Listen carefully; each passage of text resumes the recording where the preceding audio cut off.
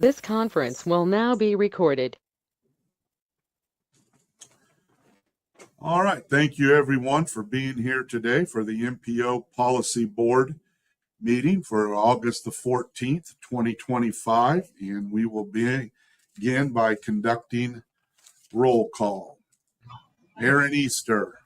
Present. David Byers. Here.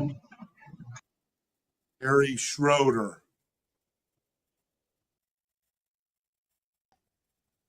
Okay, on my sheet it shows that Gary is going to be here, but does not appear that he is. Okay, Stephen Snyder. Here. Kathy Parker.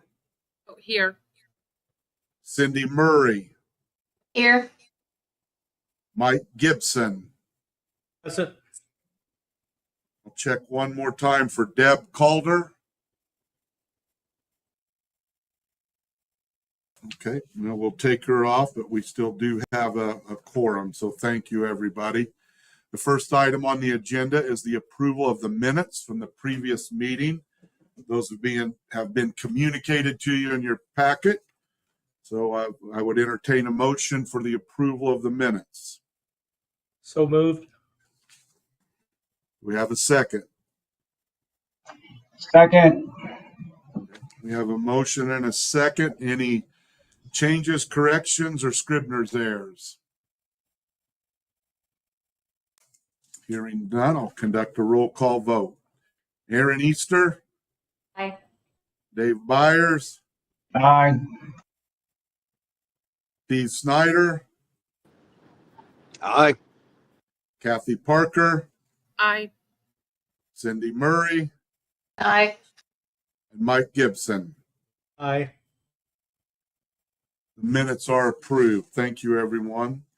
The next item on the agenda is Resolution T2509, a resolution to amend the 2024 to 2028 and 2026 to 2030 TIPs. And it looks like Tim will be handling that one. Yes. So I did want to mention before I get into this request that we are still in kind of this weird time where we do have to amend two TIPs. So that is why you're seeing that. We're hoping that that can get resolved pretty soon so that we can just go down to our normal one TIP, which would be the 26 to 30 TIP. But we are dependent on Federal Highway and NDOT for that. So it is out of our control. So as far as this specific TIP amendment, this is for the Wabash Center. They are requesting an amendment to program a vehicle replacement project.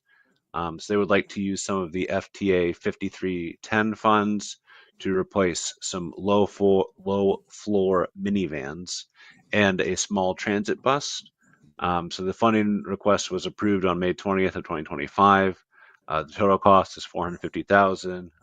Federal funds can pay 85% of this for Wabash Center. And the Technical Transportation Committee did review this amendment request at its July meeting and did recommend approval of that. I will take any questions at this time. Tim, you might just remind us the 5310 funds. Could you just cover that really quickly, what those funds are? Yes, so those are Federal Transit Administration. They are for capital replacement. So that's why they're able to replace their minivans and transit bus with those. Okay. All right. Thank you. All right. Any other questions for Tim regarding this resolution? Hearing none, I'll conduct a roll call vote. Aaron Easter. Aye. Dave Byers. Aye. Steve Snyder. Aye. Kathy Parker. Aye. Cindy Murray. Aye. Mike Gibson. Aye. The resolution passes. Thank you.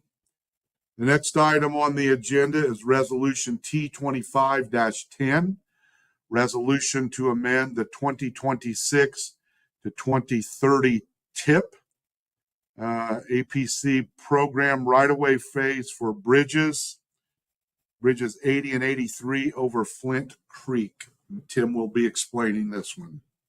Yes. So this one actually already is in the 24 to 28 tip. Unfortunately, we didn't quite get this part of it, this right-of-way part of it, in the 26 to 30 tip. So that's why we're only doing this amendment for the 26 to 30 tip.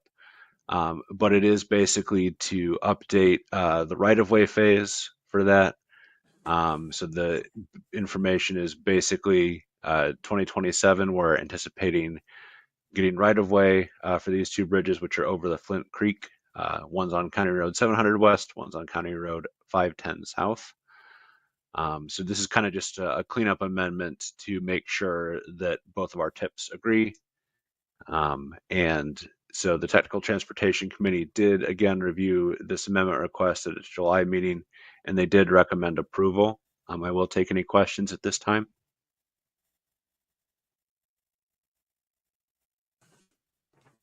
All right. Thank you, Tim, for that explanation. Not hearing any questions, we will take a roll call vote.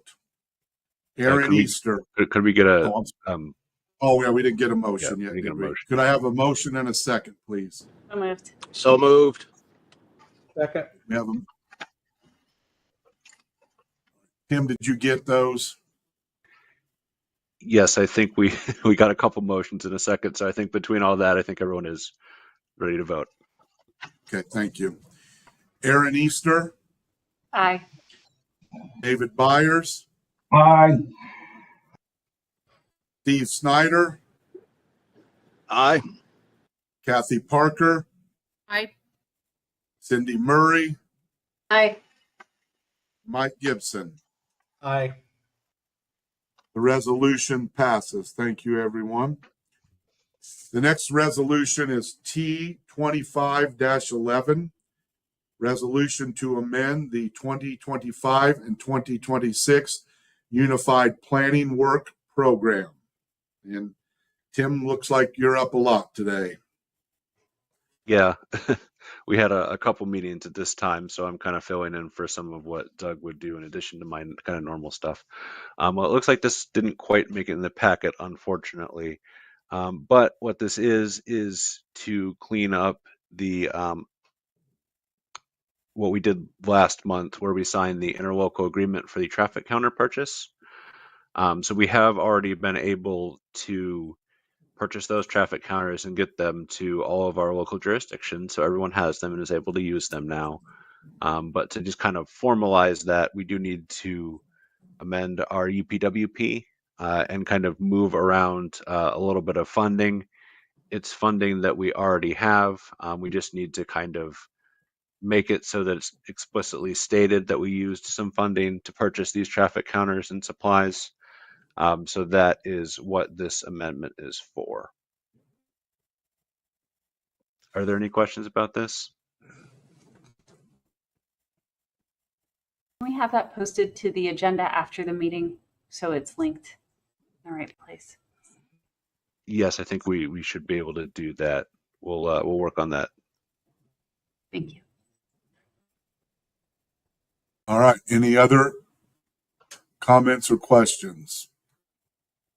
All right. I would entertain a motion to approve resolution T25-11. So So moved. moved. We have a Second. motion in a second. I'll let Tim straighten that out between everybody. All right. With that, we will conduct a roll call vote. Aaron Easter, Aye. Dave Byers, Aye. Steve Snyder, Aye. Kathy Parker, Aye. Cindy Murray, Aye. Mike Gibson. Aye. The resolution is approved. Thank you, everyone. The next item on the agenda is an administrative modification to the 2024 and 2028 and the 2026 and the 2030 tips to reallocate $146,199 in flex funds. And Tim, you'll be explaining this one. Yes. So just as a quick reminder, this is a modification. So we don't need a vote or formal action from this committee on this. It's already happened, but we always like to just tell you and keep you up to date on what's going on with moving around money within the TIP. So the first one of these two we have is an administrative modification for both TIPs, and that is moving $146,199 of their now FTA funds that were flexed over from FHWA to FTA. So City Bus is moving those from a paratransit bus replacement project to a preventative maintenance project. So that was the first one. And the second one, which is hot off the presses, is a modification again to both TIPs. So we were notified by INDOT's district office that the estimated construction cost for the Tippecanoe County Bridge 119, which is the North 9th Street Bridge project, the cost has increased from 9.6 million to 10.4 million. We are still able to keep the construction year at FY 2026. We are not adding any additional federal funds, but we are adding some local funding to make up for that difference. So those are the two modifications. I would take any questions about either of those.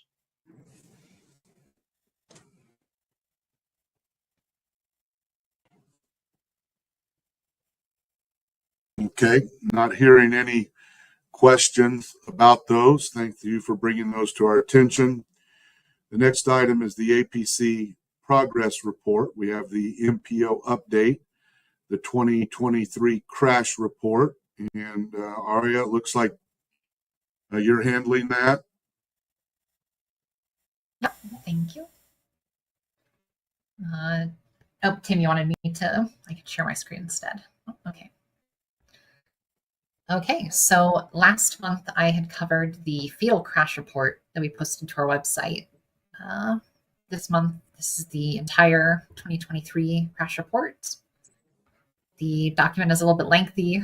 There is a summary at the start, which should be helpful for you, but I'll just go over a couple key things. So Tim, if we can go to page 12, please. We'll start with just the overview of crashes. So here we have in 2023, all crashes by severity. You can see the number of fatality crashes was 20. I mentioned last month, that's pretty high.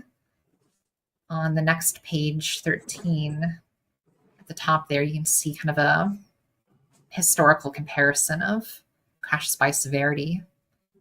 And you can see 2023 at the rightmost there, we're kind of back up to pre-pandemic numbers for every crash severity. So injuries, almost 1,000. Property damage, 4,100.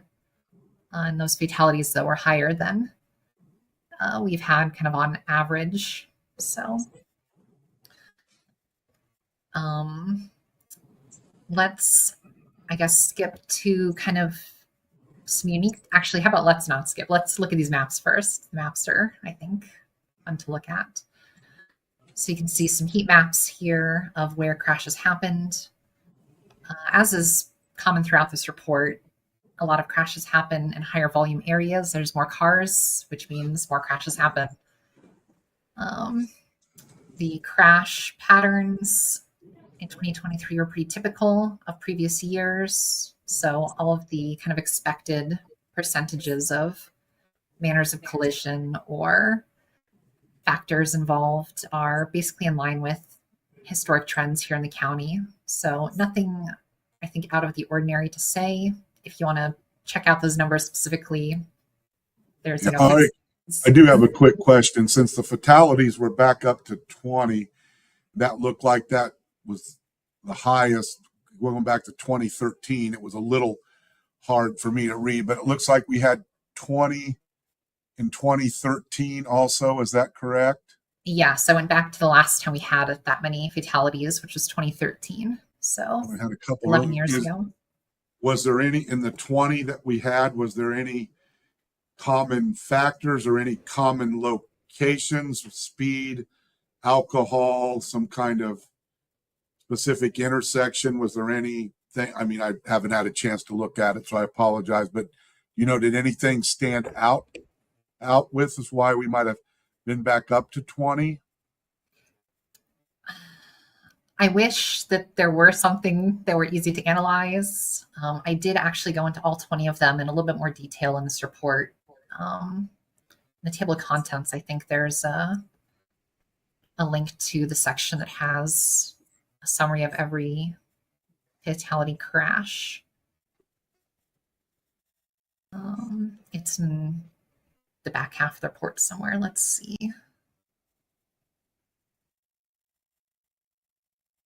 Okay, yeah, Appendix A, page 74.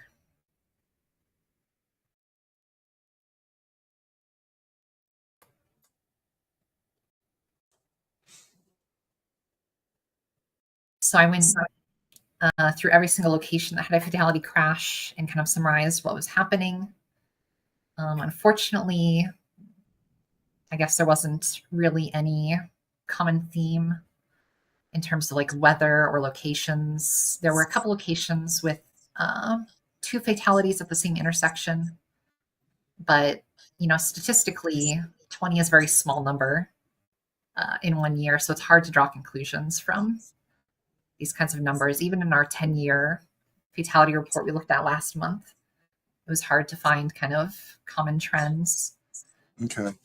Well, I know as we grow and there's more and more traffic, the opportunity, I didn't know if it saw an increase in ones involving alcohol or some type of driving under the influence or anything like that. But I'll go through this a little bit and just take a look at it.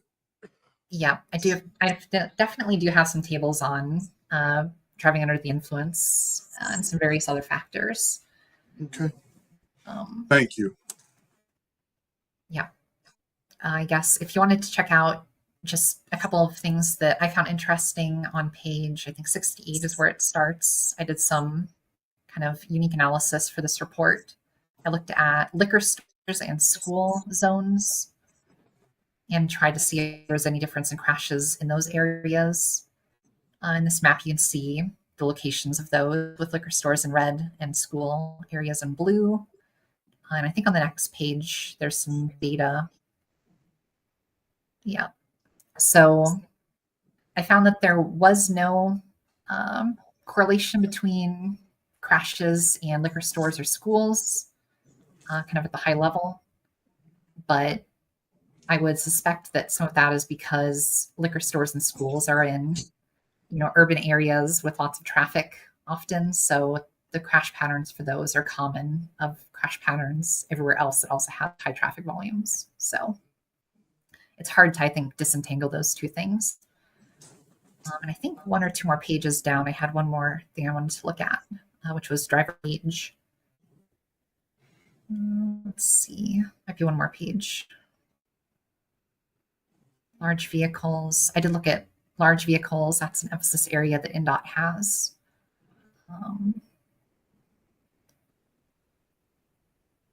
What page was driver age on? Maybe it was higher up.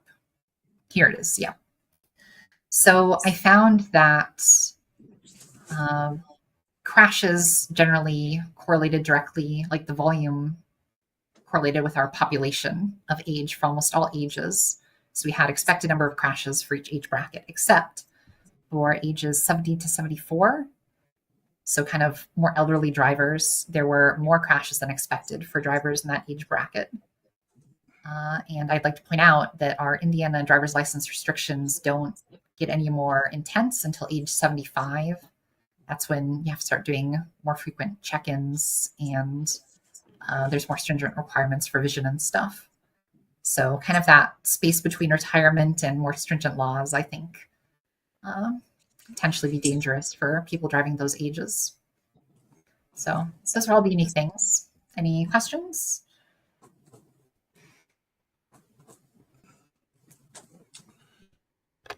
All right. I don't hear any questions. Thank you very much. That's all very interesting. I'll take a little harder look at that when I have a moment. So thank you.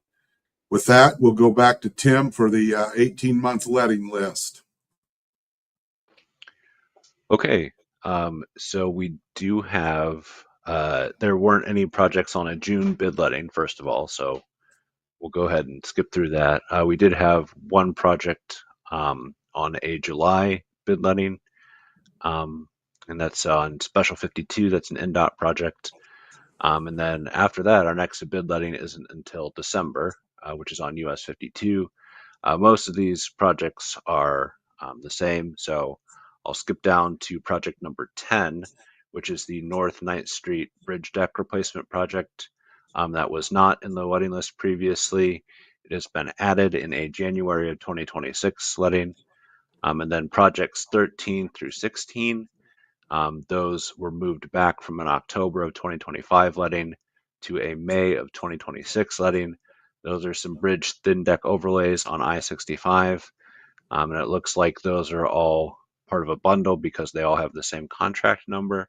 So those should all let together, hopefully in May of next year. And then moving down to project 21. This was another new one that just showed up.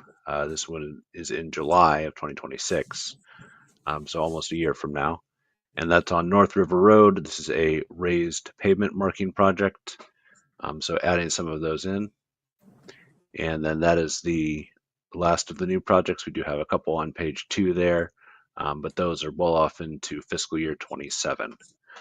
So are there any questions about any of this? I guess NDOT's not here to add anything, but if there's anything that I can answer, I'd be happy to take any questions on that.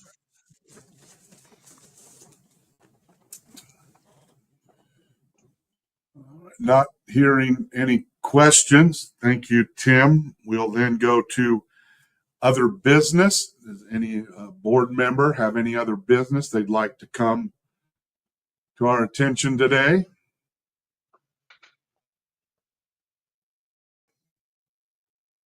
Okay, hearing none, we will go to the citizen comment phase. Okay, I'm timing that.